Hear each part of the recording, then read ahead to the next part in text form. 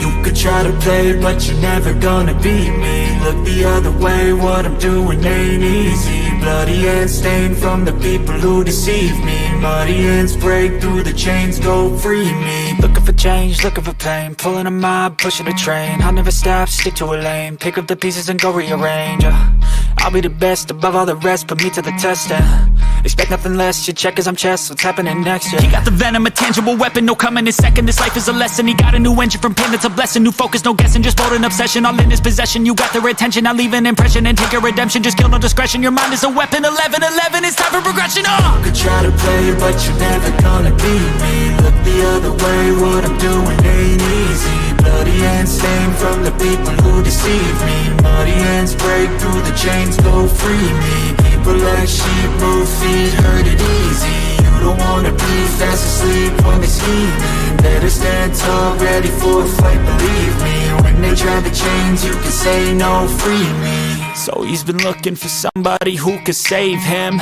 instead of searching inside for what they gave him. A strong will, strong mind causes mayhem. We could change the world, change times, rearrange them. Staying on pace, running the race. Life is a chase, I don't want a place. I wanna be first, work till it hurts. Dehydrated thirst till I'm in a hearse.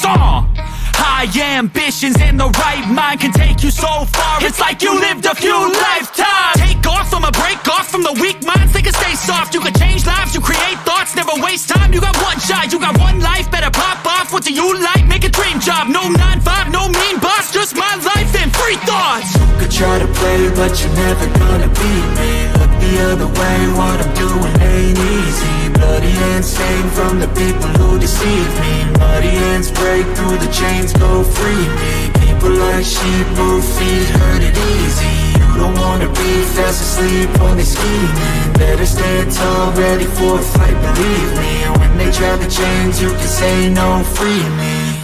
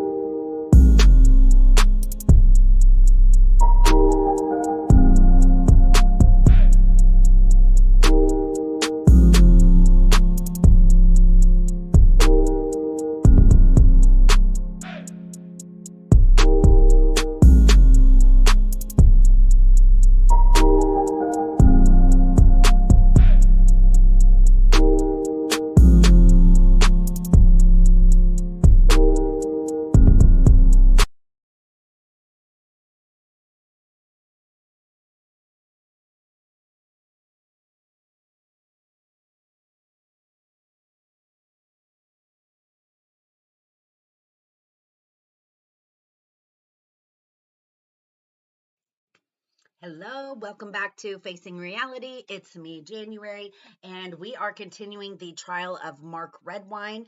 While we travel down that road for justice for Dylan, it took a long time to happen, but it finally did.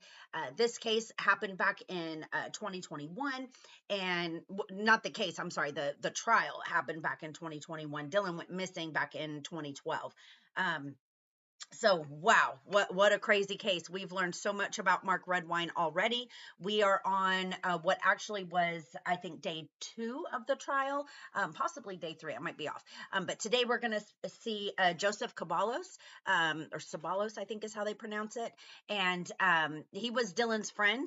He's seen in the photos that we saw, and you know, they were close. And these friends of Dylan's that have come on the stand to testify against Mark and to say all the wonderful things about Dylan, they were children when this happened, and now they are full-blown adults on the stand.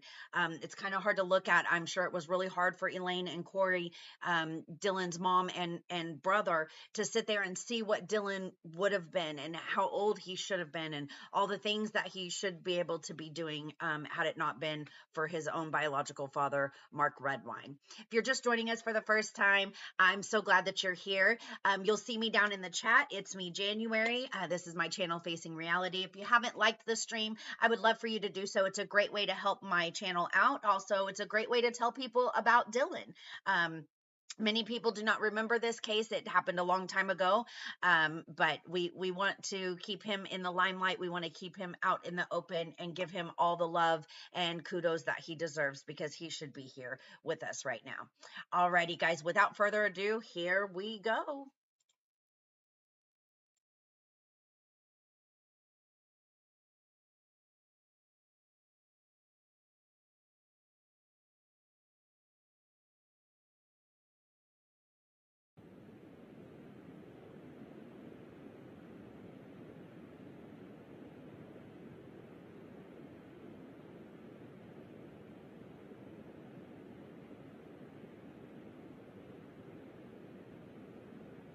All right, we're on the record outside the presence of the jury with the parties and counsel.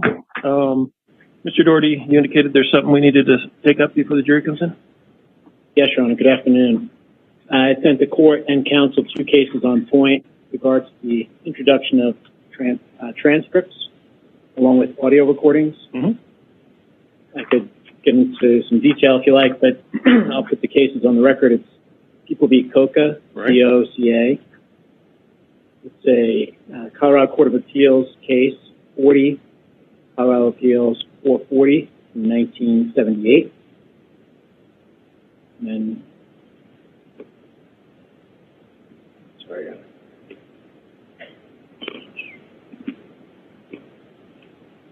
The other case is People v. Hader, which is H-A-I-D-E-R.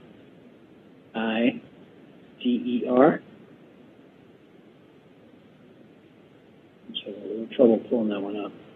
Both of these cases stand for the premise that transcripts could be introduced in an effort to aid the jury, because the alternative, of course, is that the recording is played over and over and over again. Right. If the court found or counsel asserted there was some issue with accuracy of the transcript, then of course there would be discussion about redactions or making changes to the transcript. Absent that, I think the transcript is an acceptable aid to the jury and should be admitted.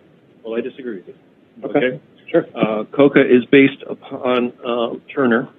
I haven't looked at Hader, I'm sorry. Okay. Coca is based on Hader, or Turner, which is kind of says the same things as what you stated. But the first issue is the recording that you're going to play understandable? Number one. Because if it is, why do we need the aid? Oh, you're asking? I mean, yeah, that's a question. It just assists the jury, because if they miss a portion or miss a word, then we have to have it replayed, including later on in deliberations, instead of them having the exhibit, the transcript itself, back in the jury room with them.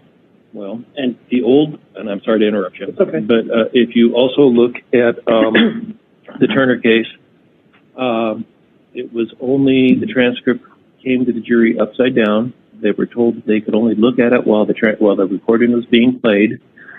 They were told that if they heard something different than what was on the transcript, they were supposed to rely upon their hearing, and then they were to pass the transcript back to the court, and they did not have access to it. Now, I don't know about Hader, but that's what Coca cited.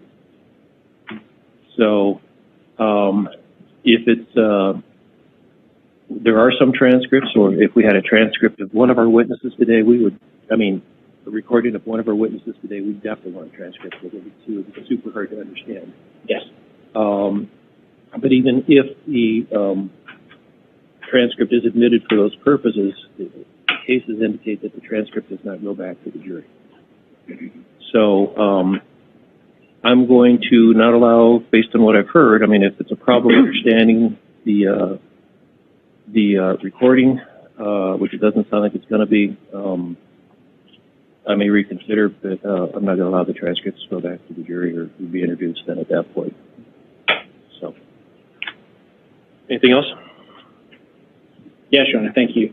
Your Honor, we had talked before the lunch break about the defense opening the door to prior bad acts. And I did want to talk to you about that. And I'm sorry, the case that I was thinking of, I found it's not that new, and it's a different issue. So that's,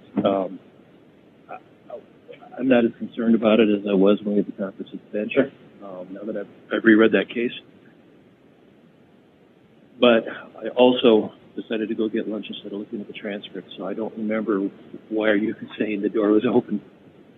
Thank you, Your Honor. So I had asked the witness, Ms. Baird, if she had the impression that Dylan did not want to go to visit his father. She Right. said yes. Counsel then asked her if she was scared for Dylan. Another question, was she worried something bad was going to happen?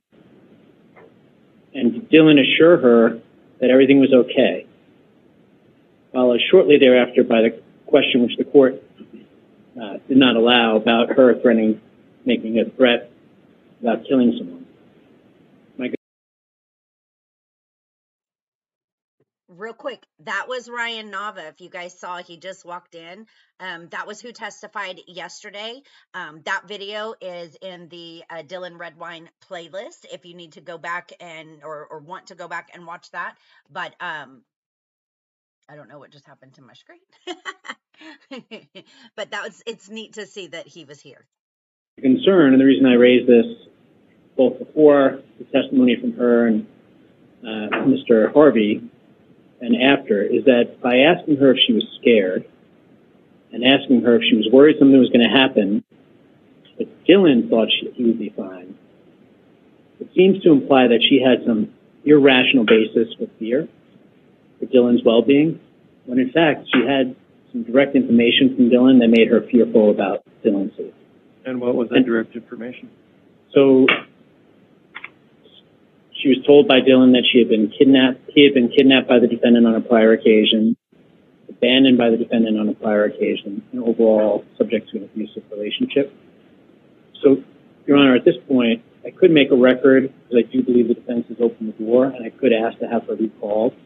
I'm not going to do that because I think it causes the prosecution concern about what she would then say on the stand. So what I would just simply say at this point is, as I said before she testified, there are a number of witnesses here who have testimony and evidence about prior bad acts of the defendant, where if the defense inquires or implies that additional information is out there, then Hold on just a second. then they are in fact opening the door. So I'm not going to ask that witness be recalled at this point. Rather, I would ask that she be excused. But I do think they've come very close to, if not, have already opened the door as to Ms. Baird. I can get into a longer record if you want, but I would simply say at this point that given the amount of negative information that was shared by Dylan with others in his life, including witnesses who have yet to testify, there's a significant amount of 404B out there that the people are not planning to introduce, that the defense could easily open the door to, and I think that's what happened with Ms. Baird, so I wanted to bring that to the court's attention. Okay, I appreciate you bringing it to my attention. I don't know if I agree with you in regard to Ms. Baird, but like you say, there's more witnesses coming, and we'll see what happens with it. So, the defense already said Ms. Baird could be excused, so she's free to go then. Thank you, Your Honor. So, with that, we just need to let Cindy know. And you guys don't need anything, correct? No, Judge. Okay, thank you.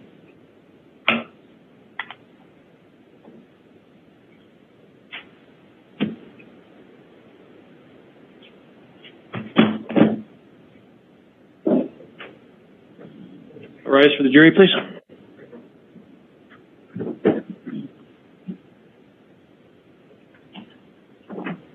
Alrighty, guys, here we go. Joseph Ceballos is about to be on the stand.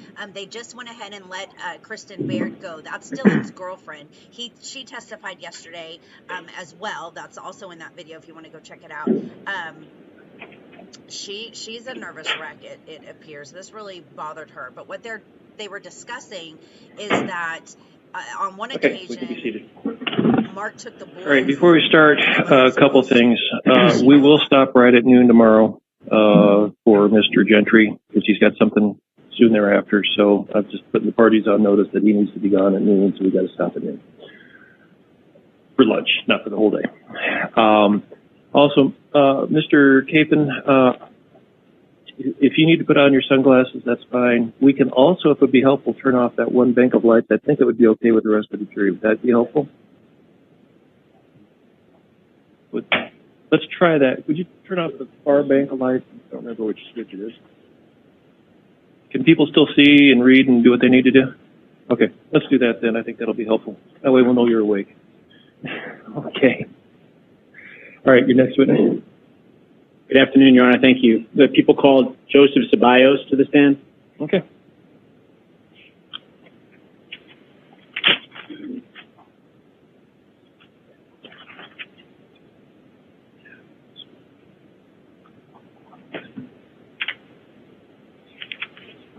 Mr. Ceballos, come up to the witness stand up here, please.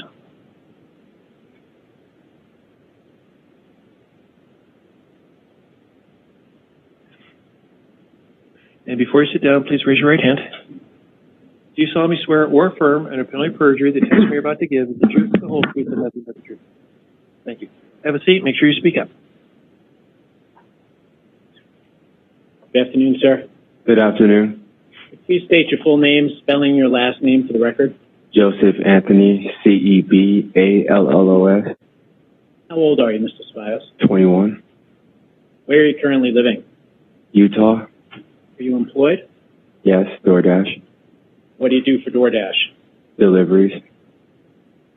And did you previously live in the Bayfield, Durango area? No.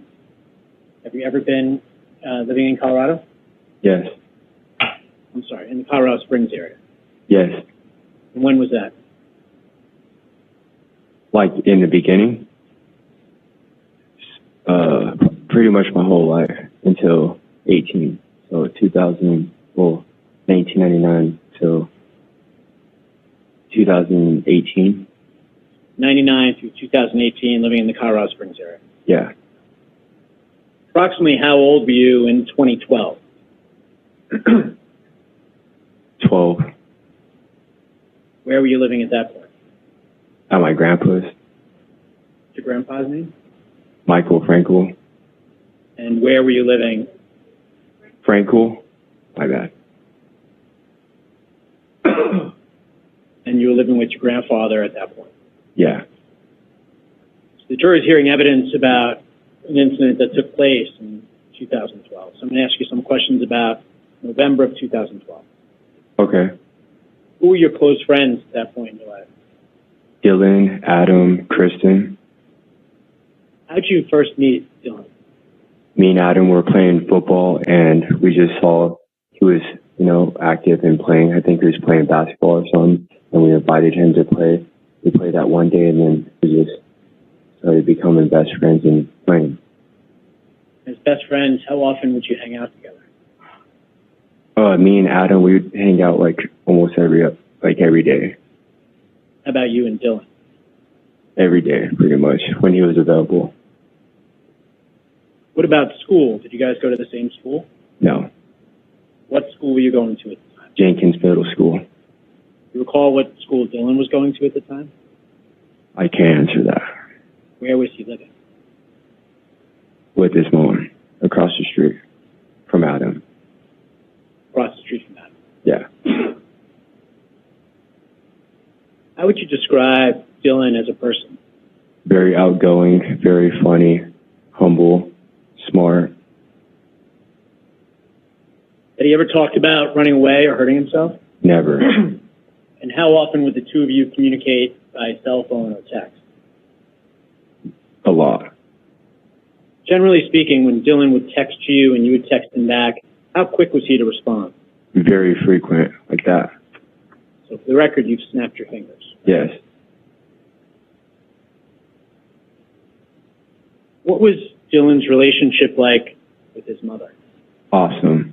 Actually, it's inspired me because I don't really have a mother. So Sorry to hear that.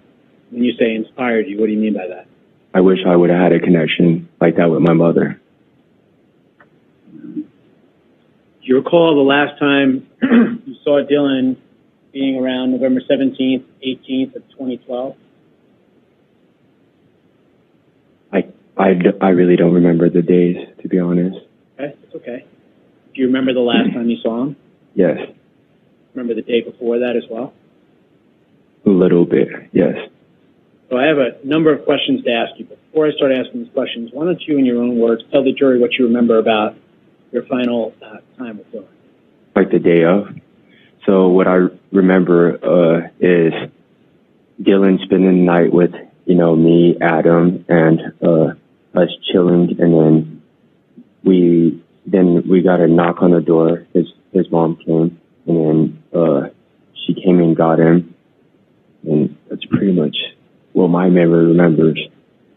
Okay. So if the court would allow, I'm going to ask you to take a look at Exhibits 1, 2, and 3 in evidence. May I approach, Sean? You may.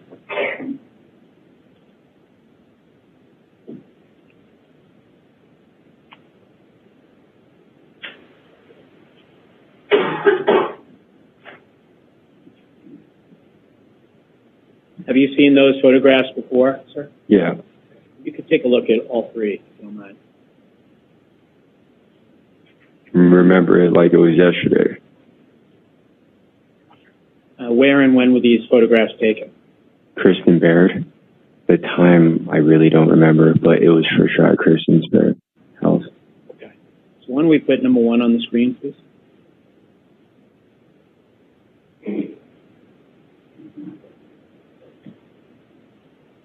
Who do we see in this photograph, Mr. Ceballos? Me and Dylan? Dylan's the one to the right in the photo? Yes. How about Exhibit 2, please? From left to right, Dylan, me, Adam, Harvey. What were you guys doing at that point? Just messing around, having fun, being kids. People 3, please. How about people 3? Dylan, me, and Adam from left to right. Any injuries, sores, or cuts to Dylan's face? Or Absolutely not.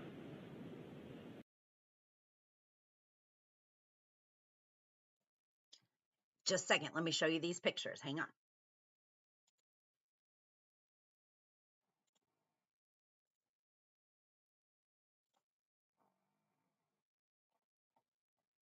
I want to show you the pictures that they're looking at.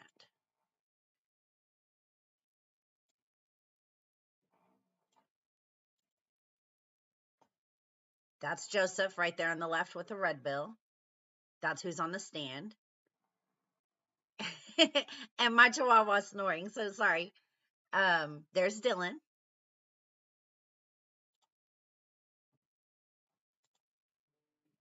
There's that other picture they just showed. Adam testified yesterday. He's over here with the blue shirt. There's Joseph in the middle, and there's Dylan on the left. And coincidentally, you can see the rim of his boxers right there, the Hanes, very similar to that was found in the woods. If you remember, we looked at that. It might have been day 2, I think, is when we looked at that. All right, here we go, guys.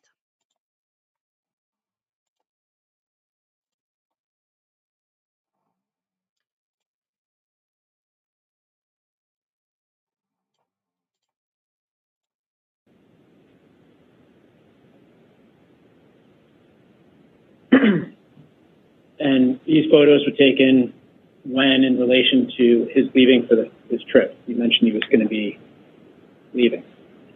I think it was that day or the day before, but like I said, I can't answer that accurately, but one of those days. Where was he going to? I think he was going to his dad's. You have the impression that he wanted to or did not want to go visit his father? He absolutely did not want to go with his father. And that's based on conversations that you had with Dylan? Absolutely. How did he seem when he talked about his friends who were living in the area where his father lived? He didn't really mention them, to be honest. What was the reason he was going to visit his father? Court order. By that, sir. I think it was court order that he had to go with his father. And do you recall what Dylan had with him and was taking with him to visit his father? Yes, he had a backpack, phone charger, and his accessories. Backpack, phone charger, And his iPod, yeah, iPod, What was his mood and demeanor before leaving for the airport? He really didn't want to go. I could see fear and sadness in his eyes. Do you remember his mom picking him up from the trip to the airport? Like at my house? Yes. Can you describe that for us, please? It was pretty quick. It was just, I said, bye, I'll see you whenever. I gave him a hug, and then she was like, we got to go, and then they left, and pretty much that's what happened. You indicated with your arms it looked like a hugging motion? Yeah, I hugged him. Remember doing that? Yes. Ever see Dylan again after that? No. What further communication did you have with him after he left with his mom to the airport? I texted him. He sent me a picture, and that was it. What was the picture of? The plane? Do you recall what he said in the text? I do not. You recall meeting with investigators soon after Dylan went missing and talking with them about what you recall? Yes. Would it refresh your recollection if I give you an opportunity to look at that report, sir? Yes. Can I approach you? You may. Sir, if I may, I did not hear the witness didn't remember something. I thought he said yes. I may have missed the question before, but what are we refreshing? Sorry, I believe I asked Your Honor what he said. And I know exactly what it was. That was the next question where he said, yes, he did not recall what the text message was. So we're good. Go ahead. Thank you, Your Honor.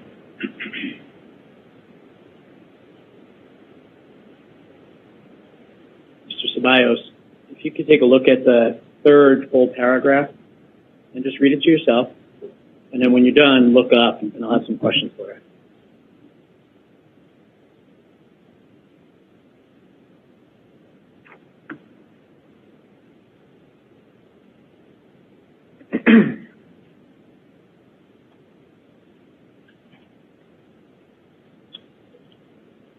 Does that refresh recollection? Excuse me. Yes, sir. So he sent you a picture of what? The plane. And then what words did he send you accompanying the picture of the plane? What now? What now? Did you ever hear from Dylan again after that? No. When did you find out that Dylan was missing? November 19th. How'd you find out, Mr. Ceballos? The news. What was the impact on you? I broke down that moment. Tell the jury what you mean by that, please. I was in tears. I had a sick feeling in my stomach, and I just completely broke down. And the days, the weeks that followed, what was that like? Just sadness, pain. I can never imagine that. Never. When and how did you find out that Dylan Redwine was dead, Mr. Ceballos? When I heard in the news that they found his remains. Your Honor, I have no further questions for Mr. Ceballos. Thank you very much, sir. Okay. Thank you. You have to hold on, though. We have the defense attorney who's going to ask you questions, probably. My bad. That's okay. Mr. Moran? Your Honor, I'm sorry. Before Mr. Moran begins. Okay, real quick, I paused it. Welcome, Sandy South. I'm so glad that you're here. Man, kids are near and dear to my heart. The only thing I really ever wanted in life was to be a mama. And, I wish I could be everybody's mama, because some of these kids, not really, Gail, there's not much that you've missed, really. We heard the friends yesterday talk about this young man. He's the one in the photos. So I showed those photos again. But no, not a whole lot has happened. At the very beginning, before court got started, they did reference the transcripts that were needed. Judges basically saying, hey, look, if we can hear the audio or the video very clearly, there's no need for transcripts. They were also speaking about Kristen Baird, they released her and allowed her to go ahead and go on about her business, which that girl desperately needed. So thank you, Judge, for that. You could tell she's beat up. She's heartbroken. I can't imagine. We were talking yesterday in the chat about how important as a young person those first butterflies are, those first, boyfriends and girlfriends, right? You're just sending notes back and forth and holding hands and stuff like that. Nowadays, who knows what goes on, but how important they are and how they shape us as people. And when you're that age, especially if home life isn't exactly perfect, you wanted nothing more than to be out and about and in the presence of your friends, the people who got you, right? Because at home, no one got you. You were, mom was there when you needed her, or whomever your caretaker was, but they didn't get you when you hit about 12, 13, 14 years old, right? Like you're starting to become your own person. And, mom doesn't listen to the same music you do, brothers and sisters, exactly, back and forth. So, you want to leave, you want to get out. And so when you're young and you're 12 and you're 13 and you're 14, I think she was a year older, Kristen was.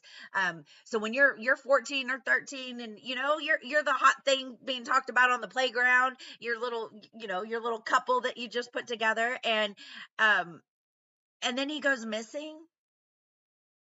And then he's found to have been murdered by his dad. And then what you know about his dad because that was your boyfriend, and so he told you all the things. So Kristen, my heart goes out to you, girl, because man, I can't imagine. Yes, Gail, I feel so bad for her. But they ended up releasing her. Basically, so she had mentioned, or the defense was opening the door to try to say, it kind of was backfiring on them, right? So they were asking her, was Dylan afraid? Was Dylan scared? Did Dylan, and she's kind of like, yeah, he didn't want to go. He really didn't want to go. And the defense doesn't want to bring up Mark's past. My dog's about to knock over everything. They didn't want to bring everything up. So while we have the pictures and stuff, but Mark wasn't necessarily a great dude. He took the boys without permission one time and kept them. And so it was kind of almost like a kidnapping type situation. Not a huge spectacle, but it's still something that doesn't want to get brought in. And so the prosecution was like, hey, look, if they're going to keep, trying to say this stuff and bringing this stuff up, then we're going to bring that in. And I don't think they want to. And there's a lot of other witnesses that Dylan told a lot of stuff too. So, prosecution was like, hey, they need to chill out. And I think the judge kind of agreed. But the judge did say, hey, let's just let it ride. He said, I don't agree that is what necessarily happened with Kristen. I don't agree that he was fully bringing all of that information out, but I can see how you do. But let's just wait and see. Let's, so really that's about it, Gail. And then prosecution is finished with him. I think for the most part, they just needed to show that he was in those photos. And another kind of character reference of Dylan about how he would respond back quickly when he was messaged or text or, DM'd on the iPod, and how quickly he would respond back and how he wouldn't just disappear and how close he was to all of his friends, that he wouldn't just up and leave or run away or hitchhike or, whatever else, they wanted to say that he did. Yeah. So, okay, here we go, guys. The report is still in front of Mr. Oh, could you get it, please? Yeah, sure. Thanks.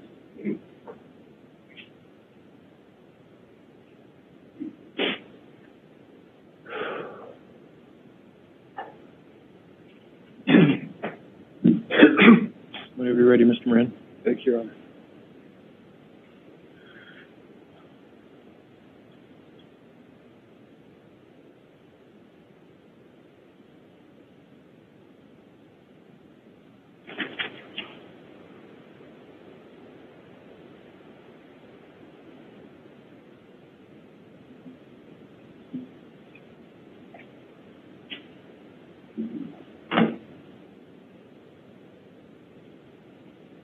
Let me know if you can't hear me. It's been an issue today. I'm going to project and enunciate. Mr. Ceballos, I know that this is not easy. So if you need to take a second, that's totally okay. You let me know, and we can take a break. I'll point out to the judge that you need a second if that's something that comes up, okay? Okay. I want to just clear some things up that you were discussing about the last time you saw Dylan. So you were remarking that you gave him a hug as his mom was rolling up to drive him to the airport, right? No, I gave him a hug at the door before he left. Okay. And that was after you guys had a sleepover the evening before, right? It was the same day. Okay. So, and then the next day was the day that you learned Dylan was missing, right? I don't recall that. So if I can go through this with you, it would have been Dylan on his way to the airport when you saw, or when you gave Dylan a hug, right? I gave him a hug at my house. Right. And his mom was picking him up, right? His mom was already at the door. I see. To take him to the airport. Yes. And then it was the next day that you learned that Dylan was missing, right? I really don't recall. I just remember knowing for sure he was missing on November 19th. I see. And do you recall what happened the day before you learned that Dylan was missing? Kind of. It happened like 9 years ago. Sure. And was it you guys spent the night together? Mm-hmm. Then that evening, after spending the night together, Dylan's mom came to pick him up and you gave him a hug, right? Yeah. And then sometime thereafter, you learned that Dylan was missing, but you're not sure when. I feel like I heard him go missing, like, I felt like days later, honestly. I see. All right. The evening that, let me say it this way. The photograph of the airplane was after Dylan had missed another flight, right? That's why he was saying, what now? Because there'd already been an issue with an airplane. I don't recall that. Okay. I wasn't aware that he went on to another flight.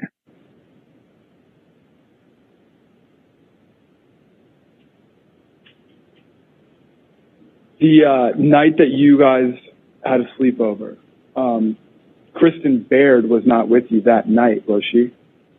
No. So the photographs that were taken were before that evening. Is that fair? It makes sense to be, but I really don't remember. Okay.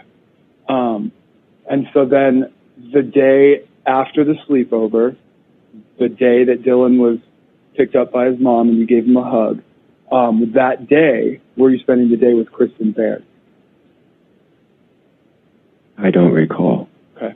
Was Kristen Baird at the sleepover? No. Okay.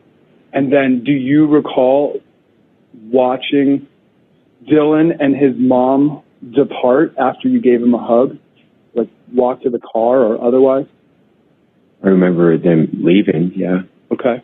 And then did you have a view of them leaving from where you were standing to the car where they drove off? I honestly just gave him a hug. He left. I didn't even look outside to see, so I can't answer that. Do you remember Ms. Baird becoming very upset that Dylan was leaving after you gave him that hug? No.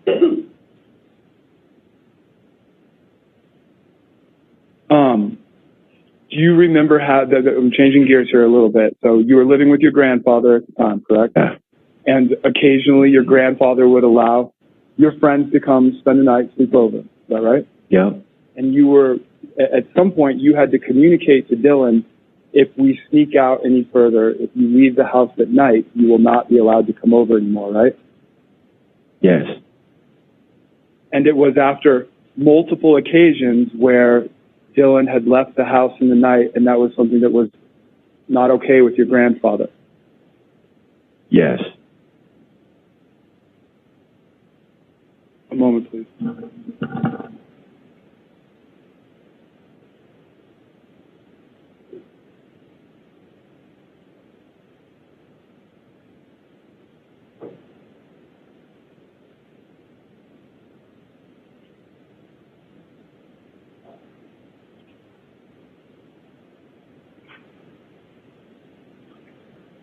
Thank you, Mr. Ceballos. Hang on still a little bit longer. Any redirect? Yes, Your Honor. Mr. Ceballos, when you got the text that said, "What now?" with the airplane, Yeah. what did you think that was regarding? I think it was referring to, like, what do I do now? Like, you know, because like I already communicated, because you asked me how he felt, and he was scared, you know, and that's what I took it as, and like, what now, you know? Going to visit his father. Yes. I'm going to object at this point, I think that the previous answer be stricken. This calls for speculation.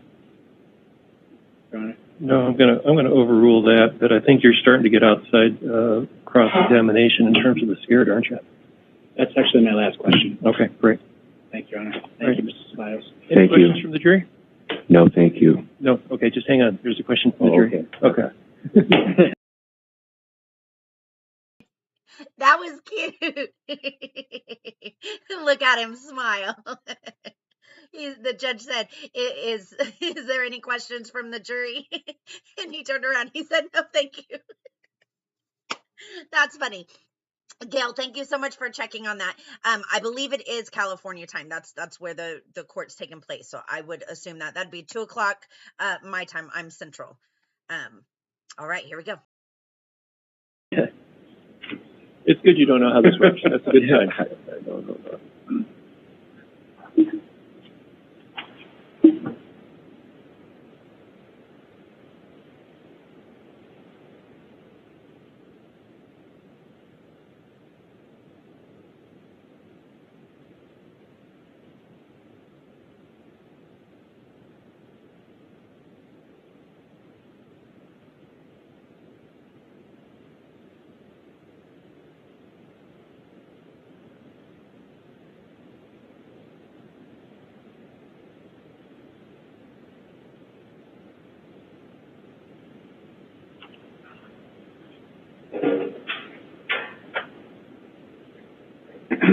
So, Mr. Ceballos, at night when there was these sleepovers going on and you guys would leave, did you go with him or was it just Dylan?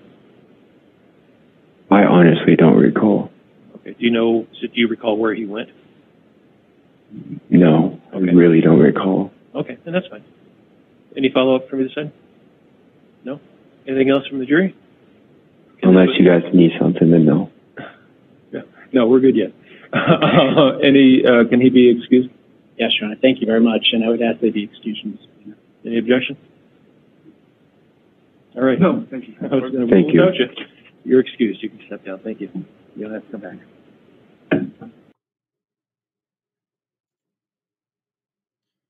Okay, hang on.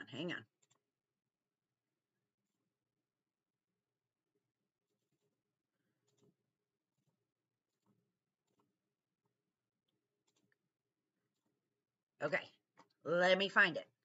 Was that on duty, Ron, that you saw? Because while this is the trial of Mark Redwine, this is an important trial, and I'd like to know it. So we're gonna pull it up here real quick.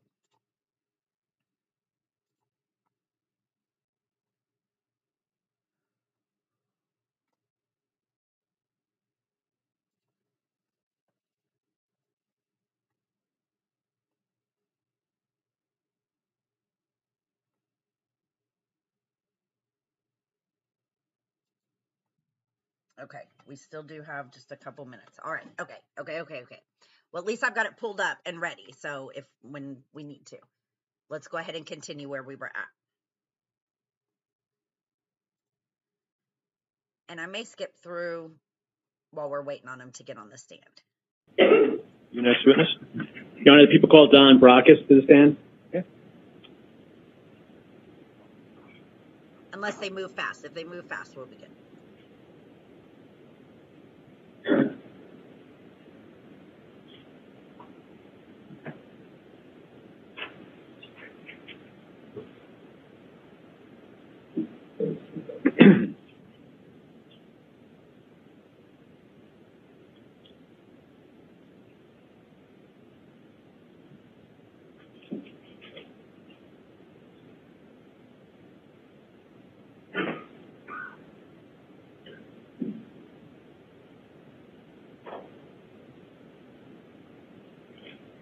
Mr. Brock, give is the truth, the whole truth, and nothing but the truth? I do. Thank you. Have a seat.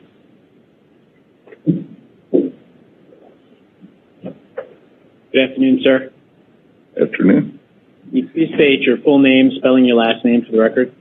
Hey, it's Donald, actually, Brockus, Brockus. How are you today, sir? Doing well. Are you currently employed? I am. How are you employed? I work for the Southern Ute Tribe Permanent Fund as a risk and emergency manager. How long have you lived in the Plata County, Mr. Brockus? 30 years. And how were you employed in 2012? As of 2012, I was Deputy Director of Aviation for Durango, La Plata County Airport. What were your duties and responsibilities in that role at the airport? A lot. Basically, I managed all landside and airside operations, supervised directly, carried out a number of functions from finance and accounting to supervising the custodial staff, but importantly, for this case anyway, I was as much of an IT person as the airport had. So I managed all the networking, video surveillance, all the IT systems out there. What was your role with regards to video surveillance at the airport? Actually, I designed and deployed most of the system, installed a lot of the cabling and cameras myself with the help of an assistant. What was the reason you took that on as a project back then? Because we had no video surveillance prior to that, and another of my duties was that I was airport security coordinator, and felt like that was a gap in our security system out there that I had the ability to address. Where did you have the cameras installed? I had a variety of locations. I think, again, actually, at the point in time that the events in question occurred, that I had about 8 up and running, all on the air side of the terminal building. How'd the Or cameras on land side, I'm sorry, I misspoke. Okay, and I'm sorry to jump in on you there. Yeah, that's okay. How'd the cameras work? They were what are known as IPPoE cameras. They ran off the power drawn over the internet cables that served them. They were routed back through Cisco routers that provided the power and up to a server that I had up in the main offices of the airport. The cameras had a number of capabilities, because in those days anyway, our server storage capacities were pretty limited. I had those 8 cameras set up to detect motion. They were capable of that, and to record whenever there was motion in their visual field. At that point, 2012, did you have cameras in every part of the airport? Not in every part by any means, no. At that point in time, I had none in the gate area that were recording anyway. I had none out on the air side, so out on the ramp where the aircraft parked. I had a couple of cameras out there that I could watch from home to see what was going on, but they were not tied into the server, so that they recorded and made. So the only recording cameras that I had going at that point anyway were in the ticketing, the main hallway in the center of the terminal building, and the baggage claim areas. About the arrival area, or the area towards baggage claim and arrival? I had cameras pointing out there. So essentially, a couple of them actually. I had one that was positioned roughly in the center of the terminal building, pointing down through the walkway that by the rental car area, in between the rental car counters and the baggage claim area. I had another one up at the far north end of the building that pointed back at the baggage belt. So I did have a couple of cameras up there. I had two in the center hallway that were focused only on the center hallway. I had another one positioned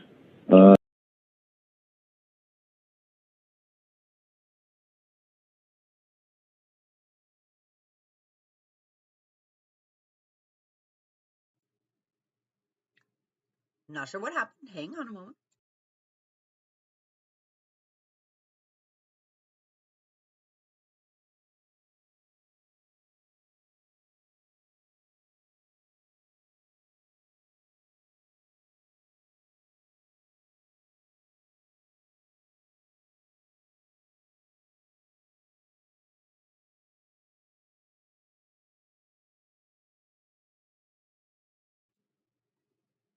Bear with me, guys. Not quite sure what happened.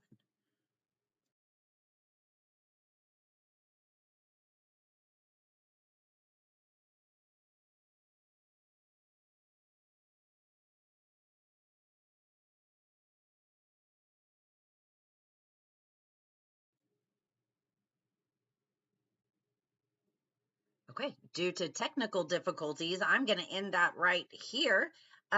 For now, bear with me so I can get it all going back. If I can get it right back up and going, I will come right back live.